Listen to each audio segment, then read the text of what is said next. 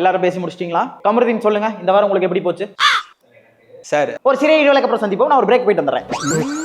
கமருதீன் எல்லாருமே சொல்லிட்டாங்க, நீங்க எதுவுமே பேச மாட்டீங்க, நீங்க சொல்லுங்க. சார் பேச விட்டா தானே சார்? இல்ல உட்காருங்க, நீங்க சொல்லுங்க. சார் நான் என்ன சொல்ல? இல்ல உங்களுக்கு வரக்கூடிய டைம்ல நீங்க பேசலாம். இப்போ அவர் பேச வேண்டிய டைம், நீங்க பேச தேவையில்லை.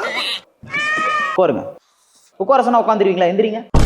சார் எனக்கு கொஞ்சம் பேச விடுங்க சார், அப்பதான் என் சைடுல என்ன இருக்குன்னு உங்களுக்கு தெரியும். ஓ அப்படியா? சரி நீங்க பேசுங்க, நீங்க என்ன சொல்றீங்க நானும் கேட்கறேன். அதான் சார் என்ன ஓகே, நம்ம அடுத்த வாரம் மீண்டும் சந்திப்போம். அதுவரை உங்களிடம் விடைபெறுவது உங்கள் நண்பன் BJS.